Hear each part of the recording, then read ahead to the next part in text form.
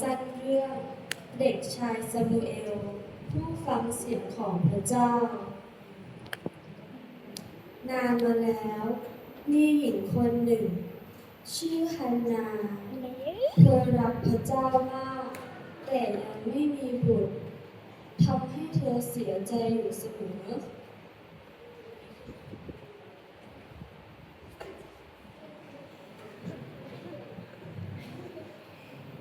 ฮ่าฉันมีลูกหลายคนแต่เธอไม่มีเลยเศร้าฉันเสียใจเหลือเกิน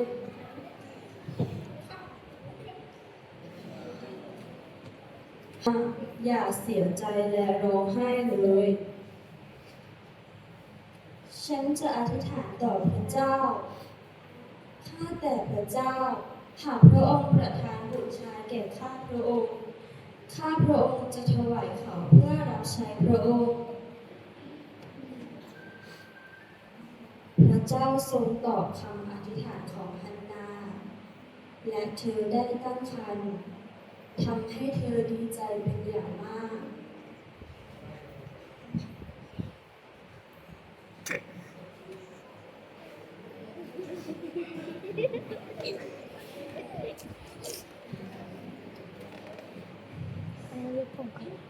ข้าพระองค์ขอบคุณพระองค์ที่พระองค์ทรงตอบคำอธิษฐานของข้าพระองค์ เมื่อเวลาผ่านไปฮันนาถึงกำหนดคลอด และเธอก็ได้คลอดบุตรออกมา เป็นเด็กผู้ชายหน้าตาน่ารักมากเธอยิ้มและบอกกับเอลคานาว่า ลูกน้อยของแม่ เราจะตั้งชื่อลูกว่าอะไรดีข้าจะตั้งชื่อให้เขาว่าซามูเอลหมายถึงพระเจ้าทรงสดับฟังข้าชอบชื่อที่เจ้าตั้งมากความหมายก็เพราะด้วยทั้งสองคนมีความสุขที่ได้ลูกชาย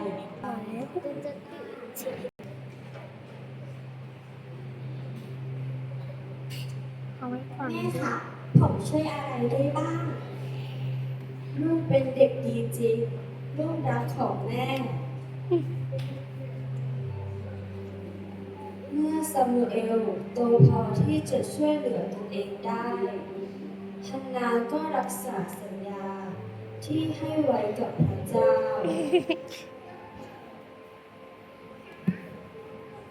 ซามูเอลลูก แม่จะพาไปที่พระวิหารนะ ผมจะได้อยู่ใกล้พระเจ้าหรือคะใช่แล้วลูก จากนั้นฮันนาก็ได้เดินจูงมือซามูเอลไปหาปุโรหิต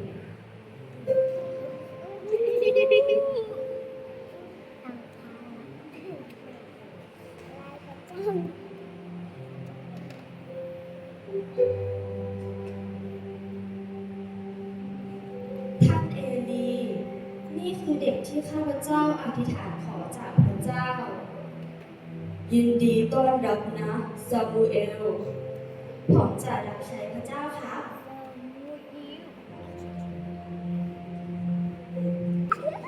ซามูเอลช่วยงานในพระวิหารทุกวัน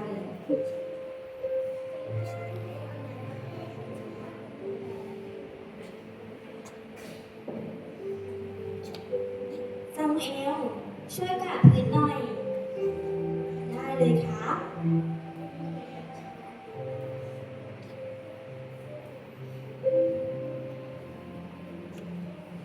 ช่วยจุดตะเกียงด้วยนะ ยินดีครับ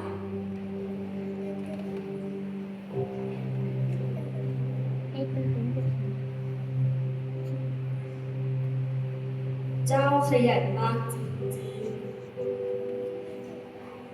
ๆ ผมอยากรับใช้พระเจ้าครับ คืนหนึ่ง ขณะที่ทุกคนกำลังหลับอยู่นั้นซามูเอล ท่านเรียกผมเลยครับ เถิดแต่แล้วก็เกิดขึ้นอีกครั้งที่สองซามูเอลซามูเอลขา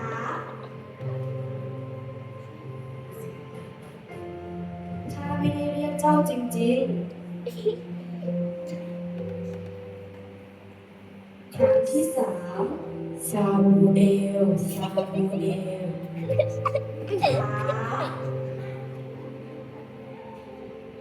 อ๋อพระเจ้ากำลังตรัสกับเจ้า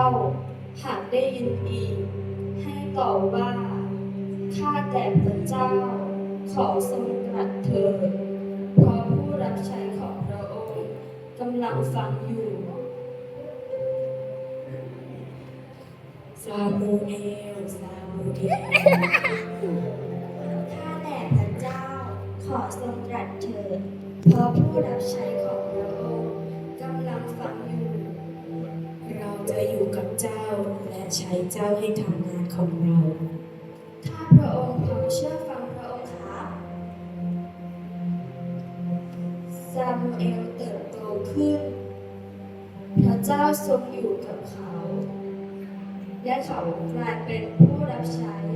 ที่ยิ่งใหญ่ของพระเจ้า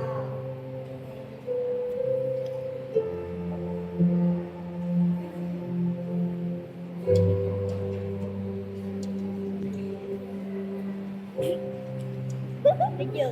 nữa ตัวนี้เนาะไอ้สองสมุนไพรหลังไงกลุ่มเจฟโฟนะบ้านตากัวสู้ท่านเรื่องที่ปวดเอาไว้ดูกันนั่งใส่หย่อนไม่ร้อนนำสิบลำเก็บเด็กไม่ได้ปวดท่านร้อนนะตั้งเลย